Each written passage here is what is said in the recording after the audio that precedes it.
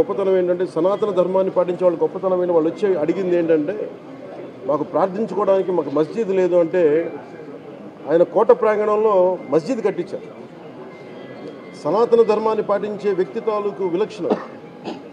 అలాగే అనేక మంది సంస్థానాలు కానీ అందరూ కూడా పోర్చుగీస్ నుంచి వచ్చినా ఎవరు వచ్చినా క్రిస్టియానిటీని తీసుకొచ్చినా కానీ అందరికీ సమానంగా ఈ దేశం తీసుకుంది. పార్సీల్ని తీసుకుంది, లోపలికి జొరాస్ట్రియన్స్ని తీసుకుంది. ఏ మతం వచ్చినా లోపలికి తీసుకుంది, ఇముడ్చుకుంది తప్ప ఇంకో మతాన్ని ఎప్పుడు ద్వేషించలేదు.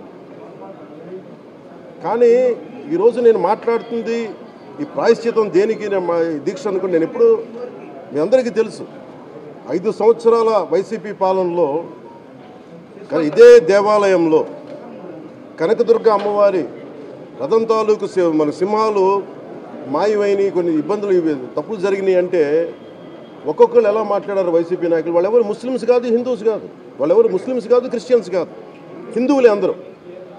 పొద్దున్న లేస్తే తాళ్ళు కట్టుకునేవాళ్ళు, బొట్లు పెట్టుకునేవాళ్ళే. కానీ ఒక తప్పు జరిగింది, ఒక అపవిత్రం జరిగింది అంటే పదవులు అనుభవిస్తూ ఉన్నవాళ్ళు, పొద్దున లేస్తే గుళ్ళకి వెళ్ళేవాళ్ళు, వీళ్ళు అపహాస్యం చేస్తూ ఉన్నారు, వీళ్ళు వెటకారం చేస్తూ ఉన్నారు. ఈ ఎంటైర్ ఈ విషయంలో వాళ్ళు మతం పుచ్చుకున్నారా లేదా నాకు అన్నీ తెలియదు. వైవి సుబ్బారెడ్డి గారు ఉన్నారు, భూమన కరుణాకర్ రెడ్డి గారు ఉన్నారు, వారి కుటుంబ సభ్యులు ఉన్నారు. ఎవరైనా సరే మీరు మతం పుచ్చుకున్నారా లేదా నాకు తెలియదు. అవన్నీ అది మీరు బయటికి చెప్పుకుంటారా లేదు నాకు తెలియదు. నేను అది కూడా మాట్లాడట్లా. కానీ మీరు బాధ్యత తీసుకున్నారు. మీరు హైందవ ధర్మాన్ని కాపాడుతానని మీరు బాధ్యత తీసుకున్నప్పుడు కాపాడాల్సిన అవసరం మీ మీద ఉంది. బోర్డుని మీరు స్థాపించారు, మేము స్థాపించలా. తప్పులు జరిగినాయి. తప్పులు జరిగితే వైఎస్ జగన్ గారు ఏం చెప్పాలి? ఒకవేళ నాకు తెలియకుండా మేము ఆయన బ్లేమ్ చేయట్లా. కానీ మీ ఆధ్వర్యంలో జరిగింది, మీరు కాన్స్టిట్యూట్ చేసిన బోర్డు వల్ల జరిగిన తప్పిదాలు ఇవి, మేము కనుగొన్నాం. ల్యాబ్ టెస్టులు ఇవన్నీ మేము ఆటలాడతామా? ఇవన్నీ వీటితోటి సెంటిమెంట్స్ తోటి మాకు బాధ్యత లేదా? నేను నిజంగా కనుక చాలా బలమైన సనాతన ధర్మాన్ని పాటించేవాడిని.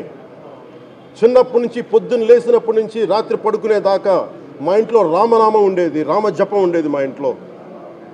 అలాంటి రామభక్తులం మేము. కానీ రామతీర్థం విగ్రహాన్ని, రాముడి విగ్రహాన్ని శిరచ్ఛేదం జరిగినప్పుడు ఒక సగటు సనాతనవాదిగా, సగటు హిందువుగా, సగటు రామభక్తుడిగా చేయగల సత్తా ఉన్నవాడిని గుర్తుపెట్టుకోండి.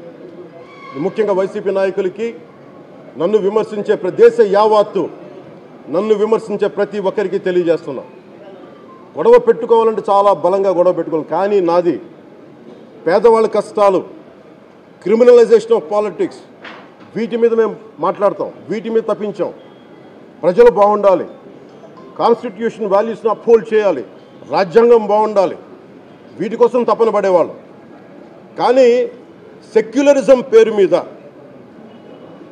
Secularism is not one way, it's 2 way. Secularism అంటే కూర్చోబెట్టి ఒక్క సైడ్ నుంచి వచ్చేది కాదు, అన్ని సైడ్ నుంచి రావాలి. ఇది చాలా ఆవేదన కలిగిస్తుంది.